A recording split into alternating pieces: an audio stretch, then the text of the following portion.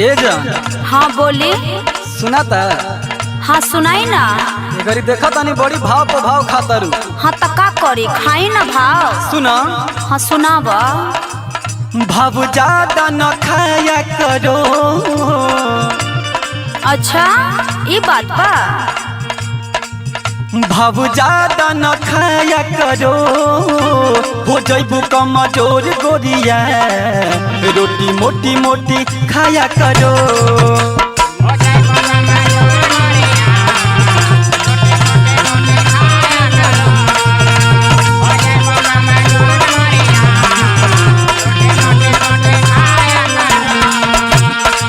देखिए बोला। हम नहीं खाएंगे आपका मोटा मोटा रोटी। काहे हो? का खाए रसगुल्ला? काहे कि हम ऐसे घर से हैं ना कि ऐसा वैसा नहीं खाए, समझे? अच्छा। और मेरे पास ये सब नहीं चलेगा। क्यों नहीं चलेगा? हाँ तो सुनिए। सुनाइए।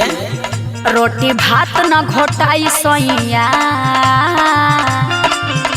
अरे जान रहे हैं ना मैं कैसी घर की हूँ। एकदम समझ में आवता कि तू कौना घर के बारे। अबे तो ये कम बा, आगे सुनी। रोटी भात न घोटाई सोइया, कि रोटी भात न घोटाई सोइया, तुम खुद ही बनाया करो, अपने हाथों से खिलाया करो।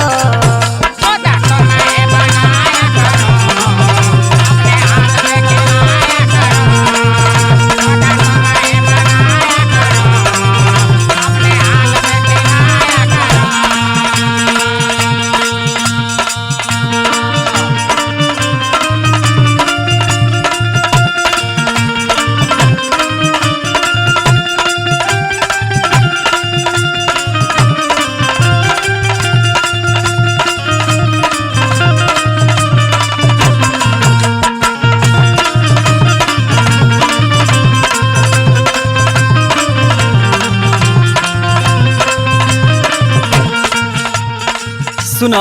हाँ बोलिए।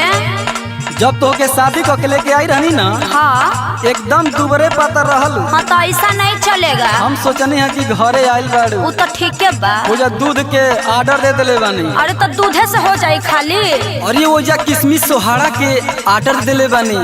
अहो सेव वाला के बोल दिले बानी, खइबू तब ना कि खाली जियान करबू। आई हो दादा, कम से कम ओकरा के पीस के खियाबो तो करबनू। ठीक बा, पीस के पियावत तानी, लेकिन सुनो। हाँ सुनाइए।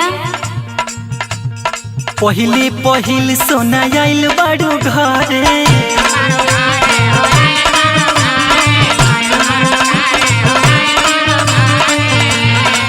और सुना। सुनाई ना। मोटा बाबू तानी तारा मम्मी के डरे।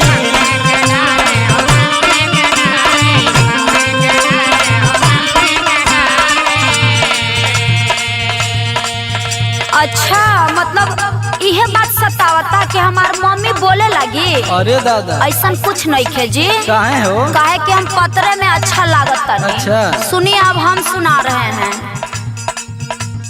पतरे शरीर पिया बाटे मोरा सुपर।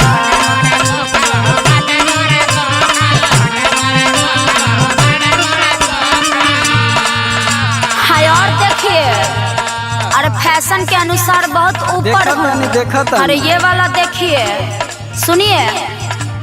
फैशन में सबसे लागत बानी ऊपर।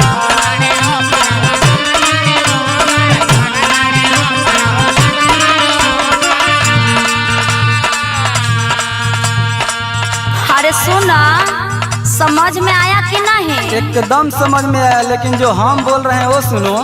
हाँ बोलिए। बात ज्यादा ना बनाया करो। अरे वो मैं कहाँ बना रही हूँ। समझ में आ रहा है ना? सब समझ रही हूँ, आगे बोलिए। बात ज्यादा ना बनाया करो, हो जाइबू कमजोर गोरिया, रोटी मोटी मोटी खाया करो।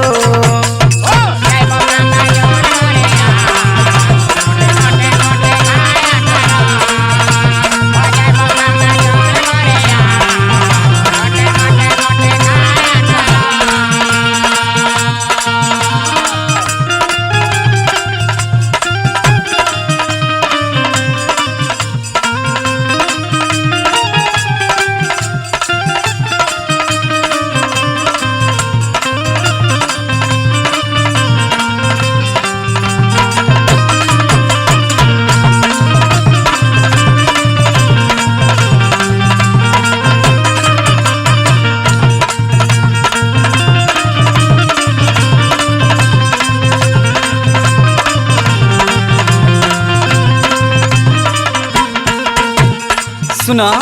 हाँ बोलिए। पता नहीं का कैसन तू हमारा करम में लिखा गइलू दादा। आय आय आय के शादी करा देलस हमरा के।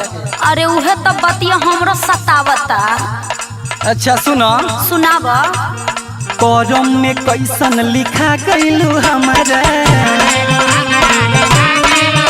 बुझाता ना।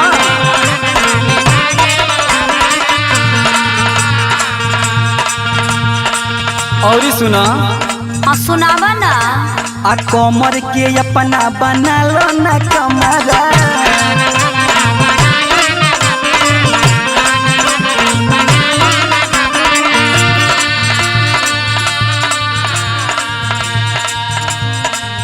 अरे का बताई, गाजीपुर वाले शोभित भैया जी हमके फंसा दिहले। अरे दादा हो दादा, उनकरा कबो चक्कर में मत पड़िए। पता ना कितना जानी के फंसा दे हरे। इतना तो जान जा, जौन जीतू बाबा बाड़न। बोला बोला।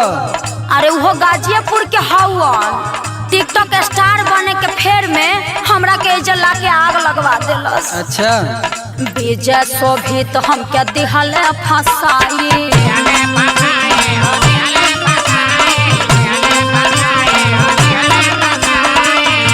अरे का कहीं हमार तो कर में फूट गइल। आई वाला बात ध्यान से सुनो, बाबा जी वाला एकदम ध्यान से सुनत तनी। तोहरे बात पर तो हम गौर करत तनी। आ सुनो सुनो, विजय जी के हम ना छोड़ब। उहो वही में कहूँ में। हाँ तो सुनिए। आया गला गो जीतू बाबा कैले अगुआई।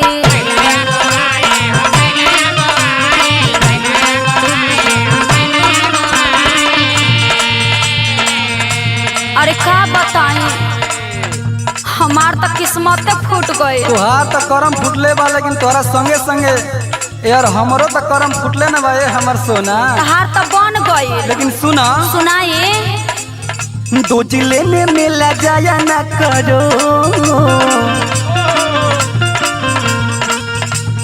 अरे नहीं ला जाते हैं जी, नहीं ला जाएंगे, दीजिए रोज रोज। दो जिले में मेला जाया ना करो, हो जैबू कमजोर गोरिया, रोटी मोटी मोटी खाया करो।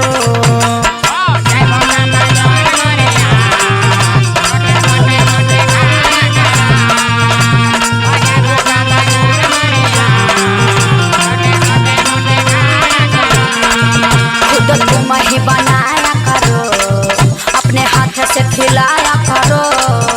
हो जैबू कमजोर गोरिया, रोटी मोटी मोटी खाया करो। खुद तुम ही बनाया करो, अपने हाथ से खिलाया करो। समझे पतिदेव जी।